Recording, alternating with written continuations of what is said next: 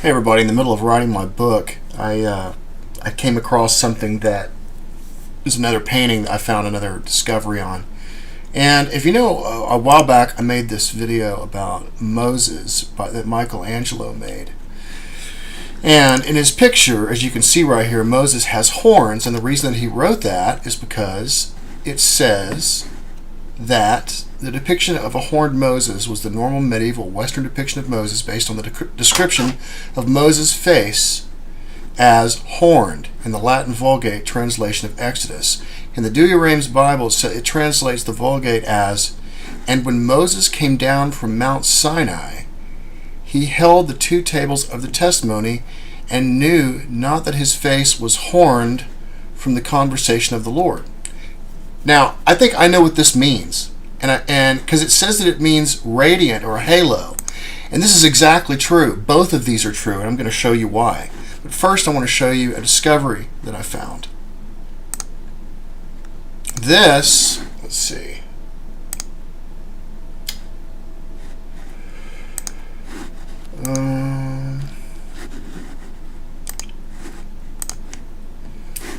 This right here is this is the Nile, okay, and this is the center of the trapezium of the Orion Nebula. And as I've shown you, this matches down to the lowest levels. Right here, I've just got sections, pieces of it. For example, let's just look at this one right here. You see this? It's like a boomerang shape, and it goes all the way through. Well, here's your boomerang shape right here, and if you follow your eye all the way down, it's right there. And just like this little peg that you see right here, it's right here. And if you follow your eye all the way down, it's there, okay? And as well as this part right here is right here. And if you follow your eye down, it's there the whole way. What I'm getting at here is the Orion Nebula is the master code. And that's what this book is about that I'm writing. But I found this very interesting painting today that I wanted to show you. This is called Mount Sinai by El Greco. It was done in 1568.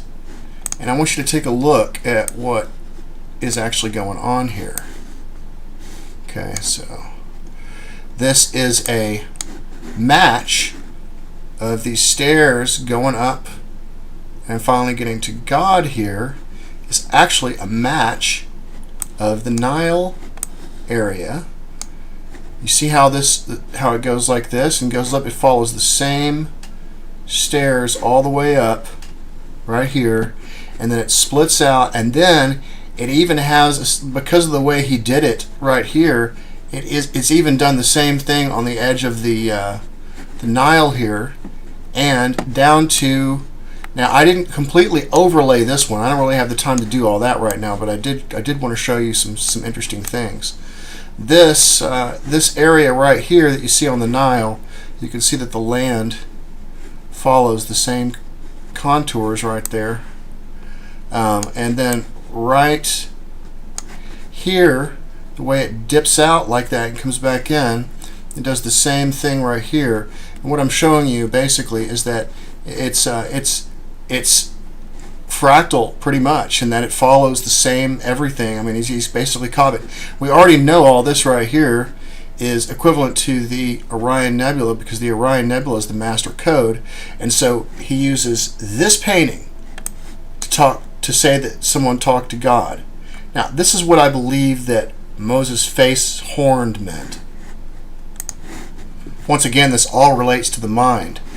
Okay, so what this area is right here is it's the center of the brain, okay? You can see a picture of one right here facing the other direction. And what these are, these are called ventricles. Ventricles fill with cerebral spinal fluid. This is your lateral ventricles here, this one and this one. This is your third ventricle, which sits right in between your thalamus. And these are your these are the same lateral ventricles, but they're on the bottom right here. Well, they call these the anterior horns.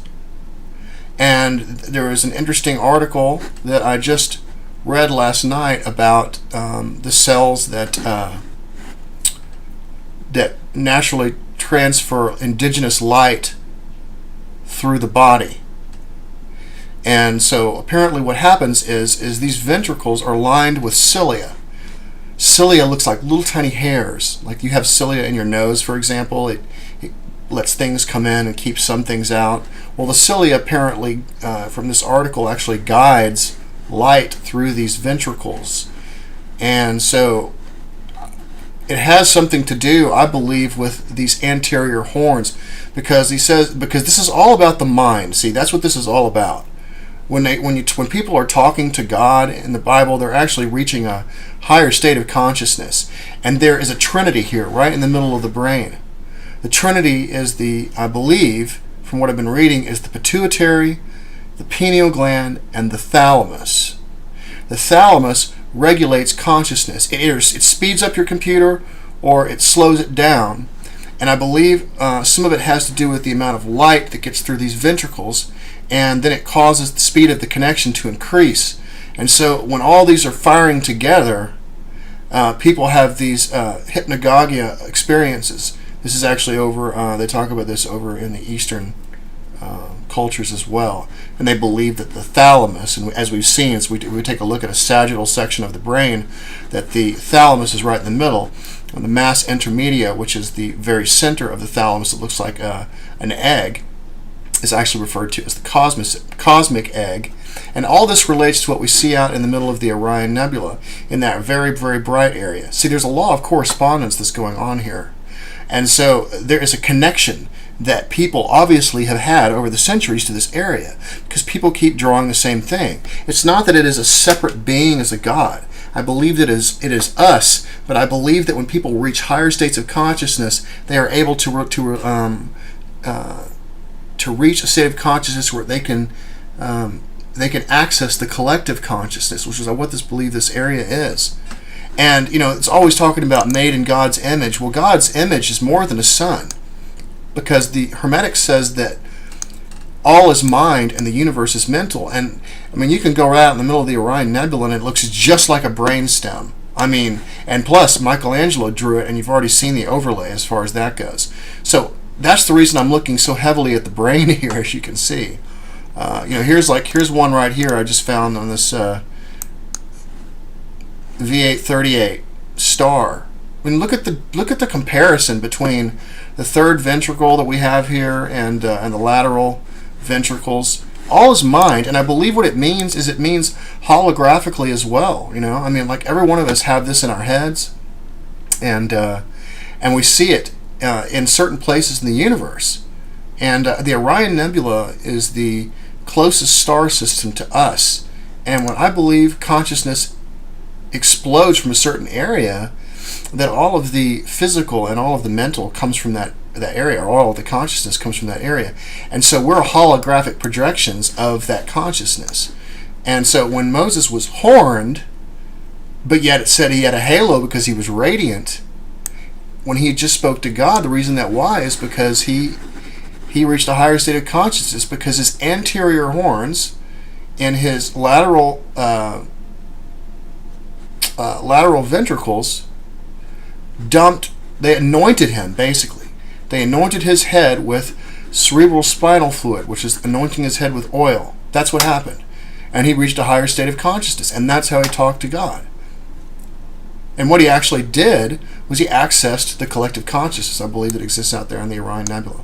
So I know that's a theory, but it doesn't hurt to give theories, because I think this is kind of what's going on. In my book, I'm going to refrain from a lot of theories. I'm just going to stick with the facts mostly. And when I do my second book, I'll probably be digging more into the theory and the detail behind everything. But I wanted to give everybody this information. This is actually a very good find here, and it just took about 15 minutes of my time to stop and show it to you guys. But you can just take a look at the path of the Nile compared to the path of the stairs going up and then reaching the Nile area. This right here is the center of the trapezium area in the Orion Nebula that I've shown you before. It is also in ancient Egypt, the name of this city was called Busaris, And in the Egyptian Book of the Dead, it says that Osiris, which was the invisible god between the temples on your head, ruled Busaris. Well, and that's where this is, and that's where you find the cosmic egg out in the Orion Nebula, that Anu thing I've shown you. It all has this most interesting correspondence with each other that you won't pick up on unless you actually allow yourself to. And that's the reason some left brain folks are never going to get this. But if you are open-minded to the fact that the universe communicates in very interesting ways, it does it in archetypes, it does it in pictures, and that's the way we dream too. If you think about it, when you go to sleep at night, you don't dream about a book and begin reading a book in your head. No, you have pictures flash through your head, and that's the way the universe communicates to us, and it does it in the most interesting ways. Reality is not what you think it is. It is completely holographic, and it's becoming very apparent that our whole reality is just the dream of a collective consciousness. Y'all take care, and I'll talk to you soon.